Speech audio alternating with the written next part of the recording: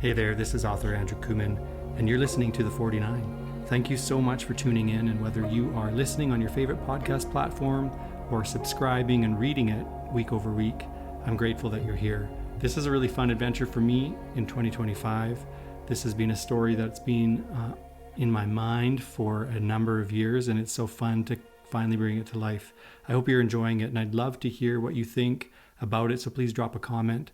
And make sure you subscribe over at the49.substack.com. Every week I release new content. On Mondays, paid subscribers get first access to the content and it's delivered right to their inbox. On Tuesdays, my aim is to release podcast episodes like this one, which is 4 parts in a row. And so you can get a longer portion of it all in one place. And then on Fridays, all of my subscribers get it right in their inbox. And you can just go over to the49.substack.com and learn all about it. There will be special features and more content there, so make sure you sign up. And please tell a friend. It means the world to me as an independent author to have people like you share this. Word of mouth is the best press, and I really hope that you can share it with a friend. Thanks again for listening to The 49. 49. The last president inaugurated in the United States. The span of terrible days after the global comms blackout when the world was reshaped. The number of strange supernatural phenomena that appear around the globe. You're listening to The 49, the new series by Andrew Kooman. Get the content right in your inbox when you subscribe at the49.substack.com. Make sure you subscribe so you don't miss an episode. Welcome to the world of The 49. 49. The last president inaugurated in the United States. The span of terrible days after the global communications blackout when the world was reshaped. 49. The number of foes, strange, supernatural phenomena that appear in different geographic locations around the globe. The critical parallel on what used to be the Canada-US border, now the key power center in Corridor West, a point on the map where the world's future seems to hinge. 49. The world is in a time of major turmoil ever since a suitcase nuke in Paris brought Europe to its knees and reshaped the world and its maps. Governments' alliances. Can a single nuke do that? It wasn't just one. A secret organization of terrorists promised to inflict similar violence on major cities around the world. Beijing was next. Governments reeled, not only to recover from the environmental fallout from Paris and Beijing, but from the economic destruction and social fragmentation. What materialized from the cloud of radioactive fallout was a new state of fear, an opportunity. While the relative peace of the last century is gone and the semblance and order known throughout the 21st century is a memory, there are some geographic areas where humanity thrives. As the governments that survive became more authoritarian and the surveillance state becomes even more invasive, strange coalitions emerge. Globalism and economic nationalism collide with social justice warriors and vigilantes as old, tired political alliances fray. Alliances that worked in the past fail. Identity groups and the new, unknown enemy threatening more attacks both remove and reshape lines of social and political division. The US, with the help of NATO countries, scrambled to maintain its dominance and protect global assets, especially oil and water reserves, which they feared would be the next target after the symbolic destruction of the City of Lights and the empire that built the First Great Wall. But it is the world's billionaires that are most ascendant. Where governments fail due to faltering resourcing and mismanagement, billionaires with their tech companies and data-driven, direct-to-consumer infrastructure fill the gap and oversee entire regions of the globe. Their close relationship with former military, well-run NGOs, and private security companies forged and tested through crises of the recent past. The Afghanistan withdrawal, Helene, Los Angeles' fires, Paris, demonstrate their unique abilities to help people in need, especially in times of trauma or emergency, especially after the population worldwide is decimated. High-tech fiefdoms become havens for clusters of the world's remaining population. With a social fabric so frayed it was inevitable that new territorial zones would emerge. Corridors around the world where those with resources and power make alliances with the citizenry to preserve a way of life. New North with its two corridors, West and East, the new Soviet corridor, Afrique, Asia Minor, Canada, with its close proximity to the United States, becomes a major threat for the next nuclear strike. Rich in natural resources, especially oil, lumber and water, and due to the tech boom of the late 21st century in the Green Belt in Ontario, which was already a key centre of global data storage and digital infrastructure. The northern nation becomes a key political player and a satellite of a key billionaire alliance. Smart money from what used to be known as Silicon Valley. The New North is a wild experiment. For humanity to survive, society had to be remade.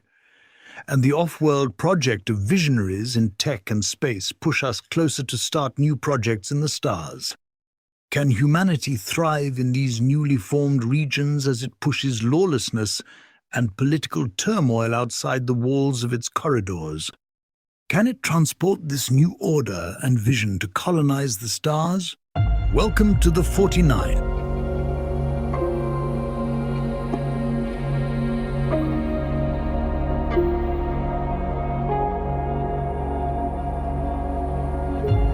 She hadn't been outside the wall in months.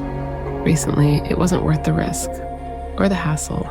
First she'd been summoned. Now she was being sent. One still had to marvel at the speed they built it.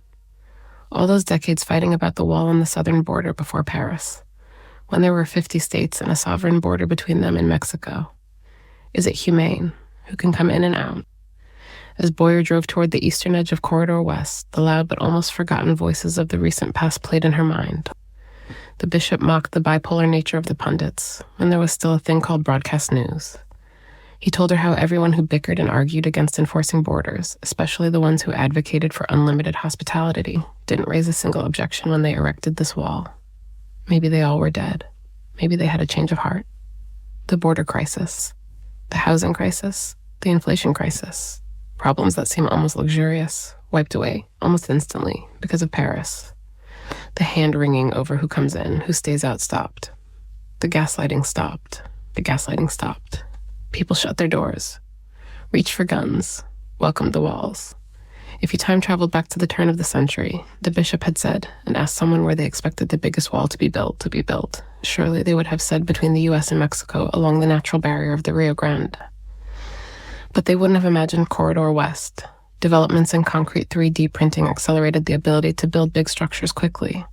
And that one wall so long the focus and crucible of political power was now a corridor that shut out the rest of the world. A marvel to rival, perhaps even exceed, the wonders of the world ancient and the pre-Paris world which once had the Great Wall of China. The size of it was staggering. Boyer had only seen pictures online of the progress made from what used to be Southern California up to the north of Canada. The dramatic line that shot straight up from San Diego and curved, an extended parenthesis carved as though by the finger of God in the stony tablet of the New World. With it an entire new law and set of rules for humanity.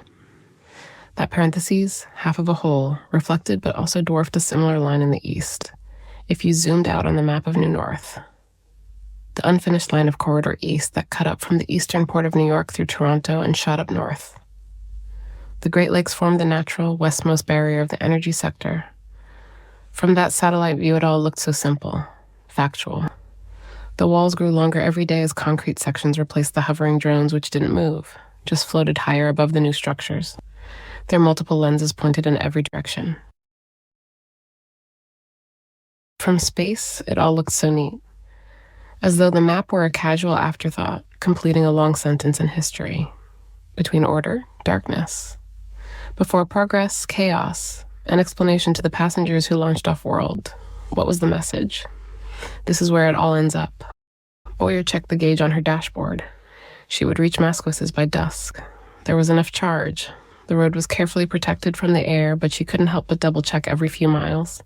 Soon she'd be outside the wall, and a stone's throw from the Foz.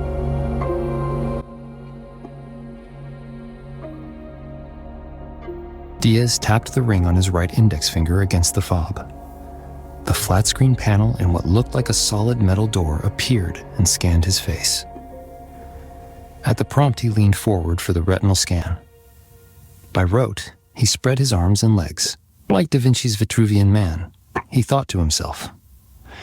He couldn't help but wonder where the famous sketch by the artist ended up, or if it survived. It was traditionally housed in Venice. He knew that, sometimes borrowed by the Louvre. So much great art lost.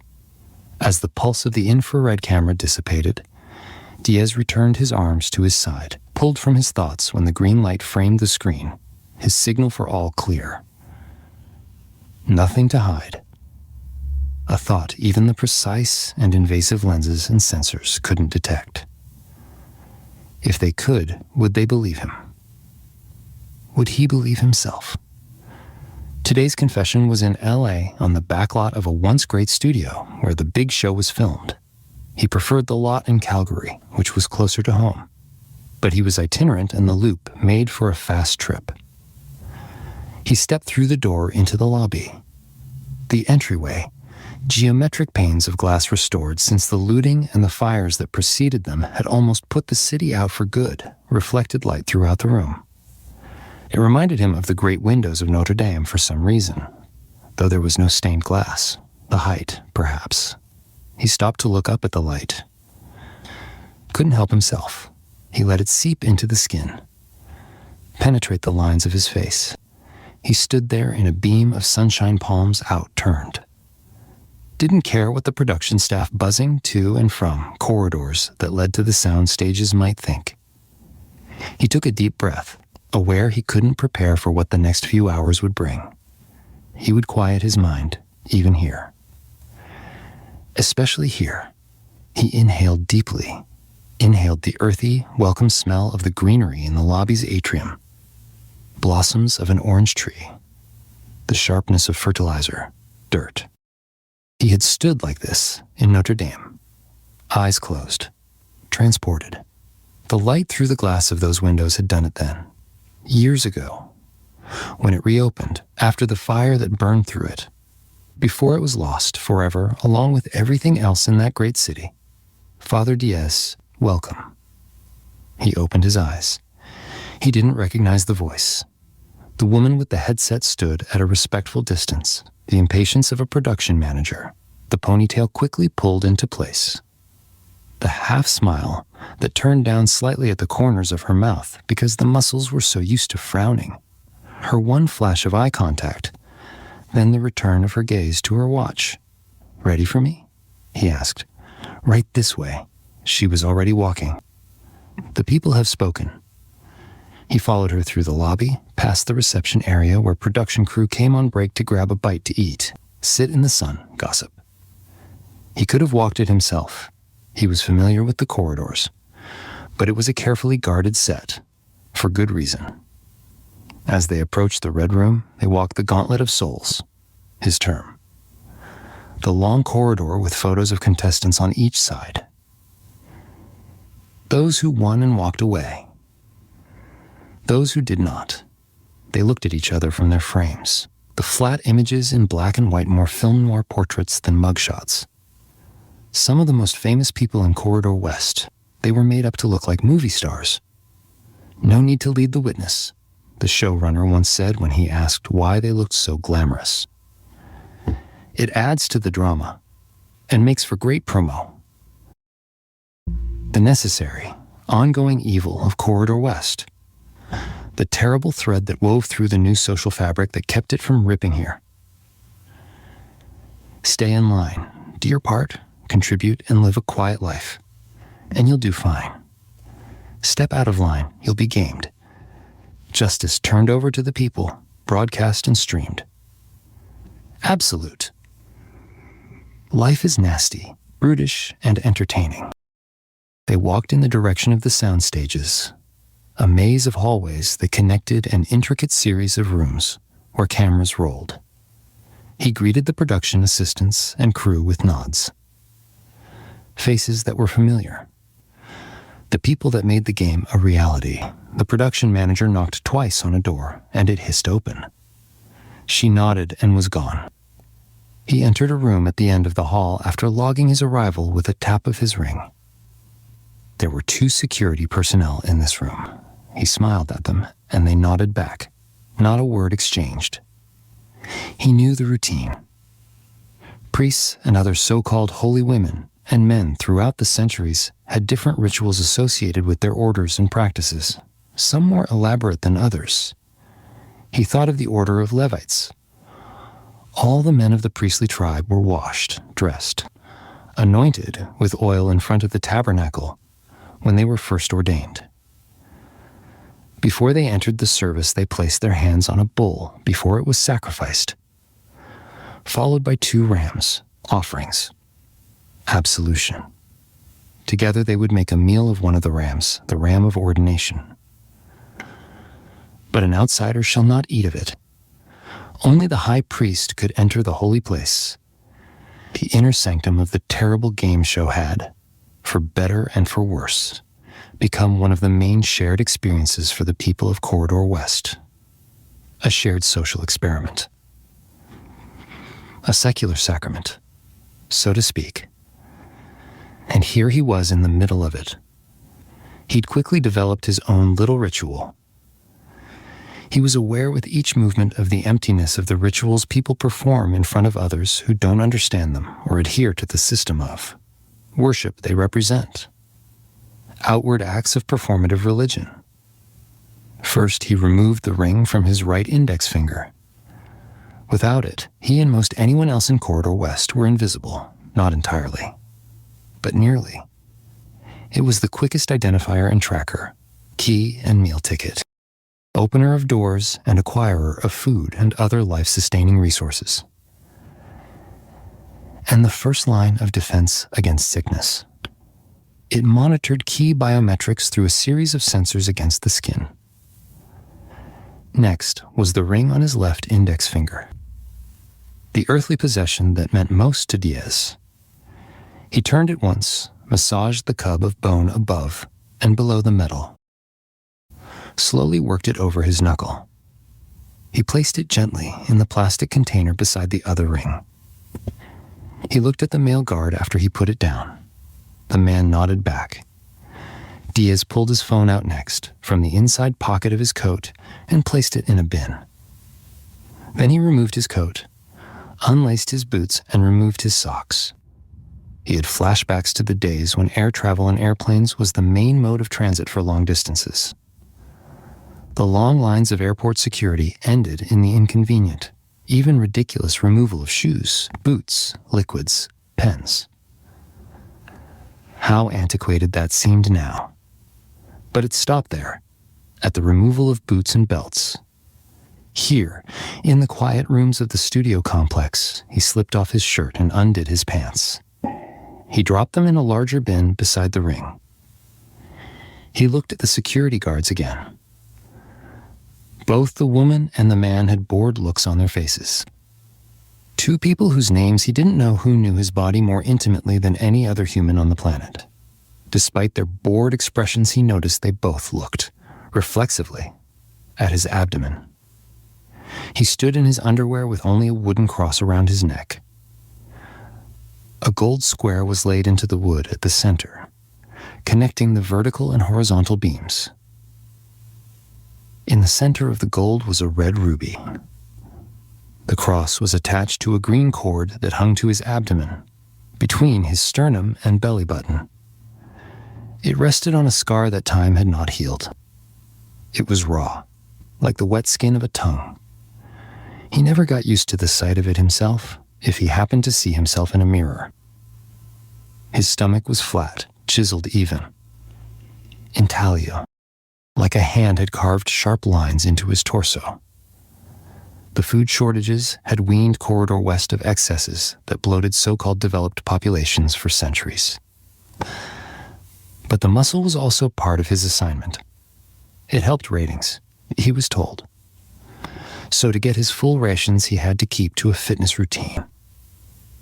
The scar created a strange contrast to the cut of his stomach, like a sculptor had mixed mediums, added a wet entrail of clay in bas relief.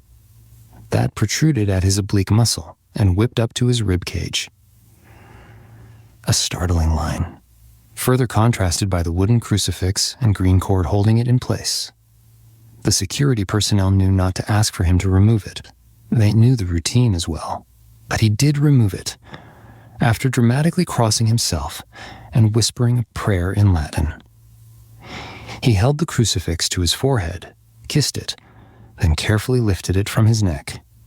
He placed it beside the rings, as though he were putting down a newborn in its crib, careful not to wake it. To Diaz, it was the most ridiculous part of the whole performance. But to the guards it always seemed to convey the most significant part of the charade that was the show. The performance of Corridor West. He inwardly chastised himself. Forgive me. The cross still meant something. Even here. To him. He'd have to think about that later, when he could contemplate. He opened his hands to both guards and smiled. There was nothing left. They nodded at him and signaled for him to walk through the scanner. When he turned to walk through the sensors, they saw the burn marks and scars on his back. Enough to make someone wince at first look. But these guards didn't flinch. Of course the scanners could sense any contraband he or anyone else might try to smuggle into the chamber beyond the doors. But this was all part of the show. The film crew, hidden in the shadows on the other side of the doorway, would capture the moment he walked through the door. The priest, stripped down and vulnerable. Just like the contestant, there to deliver the last rites to whoever it was behind the door. It was the big reveal of every final episode. Who got the vote? Who would live and who would die? And the strange story of his body, what it told to the camera. The vitality, the tragedy lived out by a priest of all people, helped set up the high stakes of the climax of every show, when the camera punched in and captured the look on the person behind the door, who, like the rest of the viewing audience, was learning their fate live, in that very moment.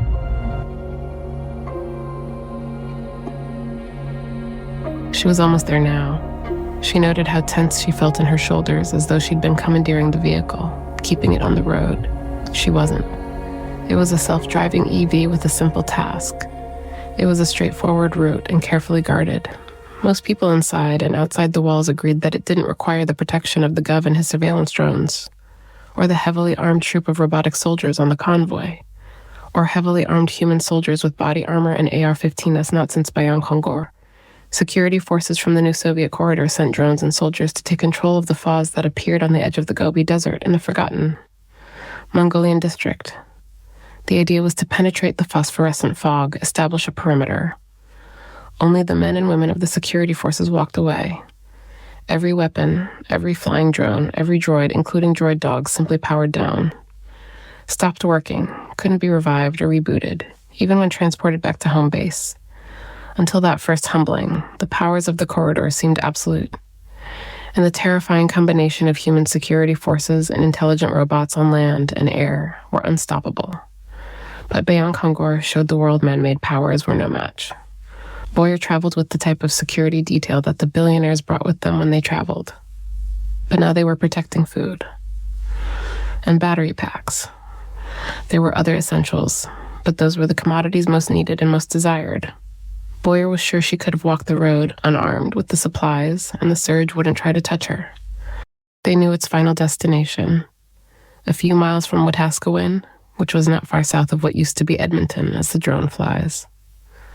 Foes North, which dropped in Masquachese. No corridor on Earth would allow a surge to attempt an attack near Foz. It still didn't seem possible that something so good could fall there. It made sense to no one, least of all her, not after what she'd seen. But no one could explain the Foz, or control it. Not even the governor. What was his connection there? She couldn't make sense of it. The least likely place for the supernatural appearance. Nothing should surprise her, but this did. When she was summoned to the headquarters, the last thing she expected was to be sent home. And now she was helping to bring food outside the wall, into the surge, off the grid. Boyer was pulled out of her thought by the familiar sound of a takeover notification.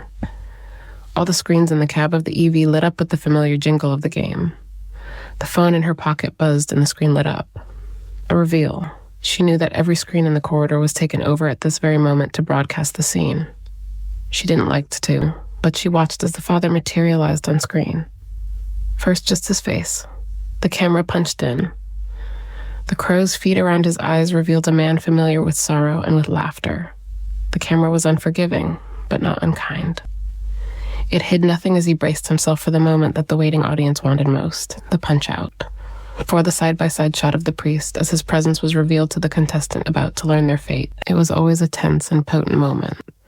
The priest would materialize and then step into the room to either give the contestant clemency or administer last rites. The viewing audience learned the fate along at the same time as the accused. Peak streaming. He looked worn and dignified, even afraid. Kind. A mystery. The show never shared his voice or gave his name, only showed him at the reveal in this close-up shot. It was a smart choice, Boyer thought.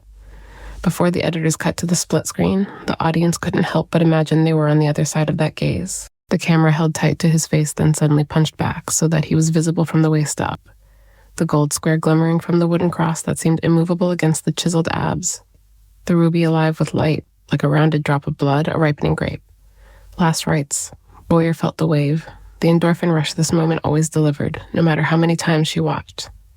The communal moment every person in Corridor West shared as they realized another contestant's fate. Release, surprise, dread, and what? Desire.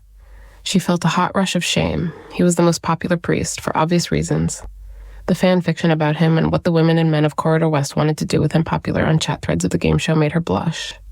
He was on screen for more reveals than any other priest. The only way to find out what he said in that room was to sit in the judgment seat.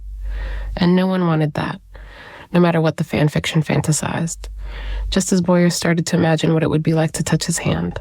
The screen split, and the lights on the right side of the screen flooded to reveal the condemned. A woman in white shorts and a white undershirt restrained in a chair. Her red hair fell to her shoulders, and after the shock of the light subsided, she screamed. The side-by-side image of his face and her terror was the reason for the takeover. It rightly put the fear of God and the state and the gov in everyone's mind. Another beep, and the takeover was almost done. A confession booth materialized behind her. The priest stepped behind the accused and stepped into his place in the booth.